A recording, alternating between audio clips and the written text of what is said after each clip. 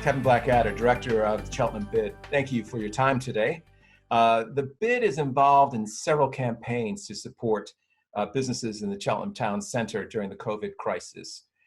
Before we get into that, can you just tell us how are your members doing through the crisis? It's a really interesting and in many ways obviously difficult time, because it's one of the difficulties everybody has is communicating at the moment, and actually being in touch with businesses when they're not actually there and open and trading is very difficult. We do have around 30 businesses who are operating in the bid zone at the moment. Those are in the main the essential supplies businesses, like the likes of the Tesco store and so on in the town centre. We've also got a number of chemists and similarly related pharmacy shops, along with takeaways that are doing home deliveries from bases within the bid zone. So as far as those businesses are concerned, we're in touch with them, and we've been supporting them any way we can to just help them market the fact they're open, and work with their customers to ensure that they get the business they need and deserve. And then the rest of it really has been about the fact that we have built up a good database over the 4 years the bid has been operating, so that we can contact people out of hours. So we've been doing that and very much concentrating in two areas. One, around making sure that those who are entitled to grants as part of the announcements from government are getting them, and helping to make sure they fill the right forms in, which often isn't as easy as it sounds. Yeah. And then also a marketing aspect, and encouraging them to not only think about marketing themselves when they're open for business again, but actually making sure that people don't forget about them. So Maria Albone, our digital exec, she's been in touch with a number of businesses about keeping themselves in the spotlight, so that people are fully aware and just don't lose track. It's really important that you don't necessarily see this as a time to try to bring in a massive new customers, because people are going to be looking in so many different directions. So our message has been very much about ensuring you're still in contact with your existing customers and make sure you maintain that customer base. Well, and you're supporting the Raise the Bar campaign to help businesses who have fallen outside the government's financial support program. What are you hoping this will achieve?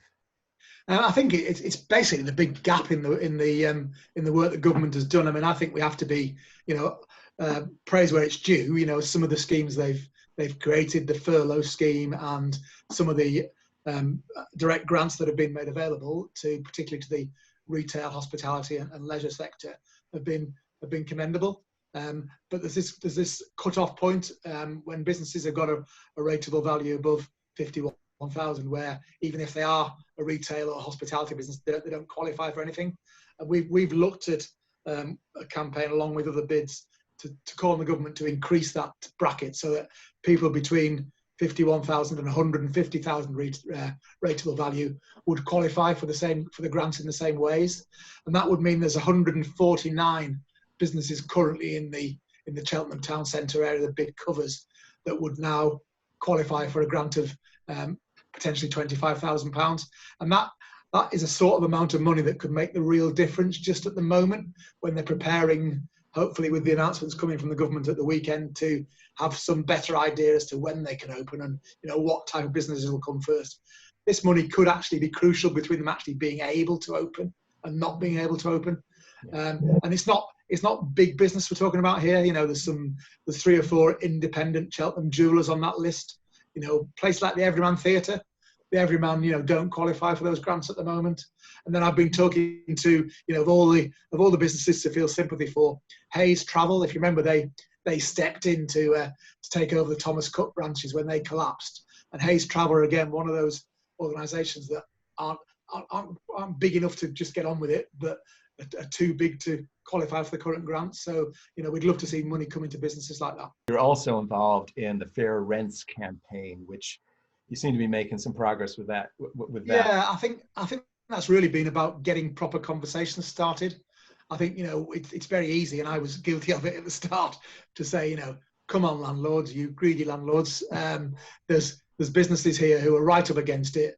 Why do you have to be so, strident in demanding full rents? And I think the ask has been that we have proper conversations so that while payments will be needed at some point, let's get the message through to landlords that actually, if they're not careful, if they insist on having every penny up front when it's due, they might not have a business left in their premises to operate once the restrictions are lifted.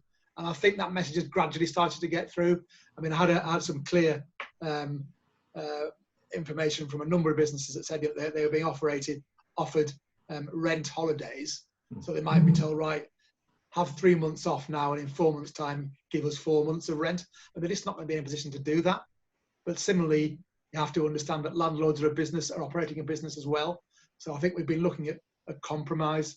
We've done some very good work as a bid with Dorian Ragg from Bruton Knowles, who's been excellent in actually working as a commercial agent to help get that message across between the tenants and the landlords. And we've made some progress. There's still some people that are in a very difficult position with rents, but yes, there's been a lot more understanding than there was to start with. You have listed on the BID's website both the government and the British Retail Consortium's guidelines for when the lockdown is gradually eased. Given those guidelines, how much, I mean, as far as remaining, how achievable are those as far as businesses go, and can businesses under those guidelines remain viable? Yeah, I think it's difficult. Both there's some real change required, not only internally but externally. So when businesses are open again and people, let's hope people do flock back to town centres.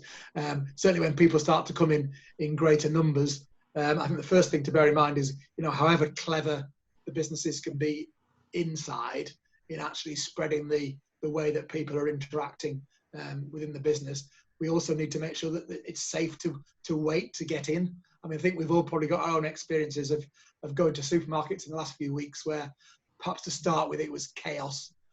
Certainly my main supermarket locally, Tesco in Bishop's Cleeve, they've now got an orderly system outside for queuing. And what we're going to offer to our businesses are social distancing stickers, which will be able to go on the pavements outside the businesses so that people can queue safely to get in. That will be the first step. And then I think, you say how realistic would it be indoors for businesses to actually be able to do business with a restricted number of customers. I think it's going to be a question of sensible behaviour from both businesses and consumers. The consumer will realise that, and there's all sorts of opinion polls that are saying that people are genuinely worried about going back into town centres and into busy spaces. I think the consumer will understand they need to not only behave differently within the store, but also perhaps spend slightly less time there. And and the emphasis will be on people moving through a shop gradually and sensibly, making their purchases and leaving again. And I think if we can set up a system where the two sides of that equation are working together, we can make it work. Will all town centre businesses, do you think, survive this? And for those who do, how quickly do you think they can bounce back from a crisis like this? I think the first thing to say is obviously it's not going to be quite as straightforward as all the businesses are opening at once and getting on with it. I think it's fairly clear, looking at what's happening in other parts of Europe at the moment, that certain sectors are likely to be open first and others will follow behind. And clearly there seems to be a concern about how the likes of restaurants and pubs and cafes will be able to open safely, and that they may be in some sort of second phase. So if we look at the reality of where we are, I mean, there have been some national closures already, which are going to impact on Cheltenham, the likes of Carluccio's, Oasis and Warehouse. So in answer to your question, no, not all businesses will survive. And I think when they open, there's going to be a real focus on efficient operation, and also going back to what I was saying earlier about how they actually appeal to and market themselves to the consumers. I think if they try and make the same sort of preparations as we're trying to do on their behalf as a bid, they've got every chance to survive. I think in some ways what COVID-19 has done is just sped up the fact that what we'd all realised over the last 12 months, which is that town centres are going to have to change, and that it isn't just going to be about retail anymore. and that, you know, town centres have to be places for experiences. And I think in a way, Cheltenham's got an advantage there because we have got nice open spaces in which we can move. And let's be honest, you know, we're going to be safer outside than inside. And I think, you know, we can be a town centre that's there for a number of reasons, one of which will be shopping, one of which will be eating and drinking as things return to normal. And the town centre as a whole can still be a place that's really desirable to go to. And, you know, I'm optimistic that we can come out the other end with a Cheltenham that we still all love to be in, and we'll still thrive. Well, we'd love to have you back to continue that discussion in the near future. Absolutely. You know, but Kevan Blackadder, Director of the Cheltenham Bid, thank you very much for your time today. Thanks, Dan. Thank you very much.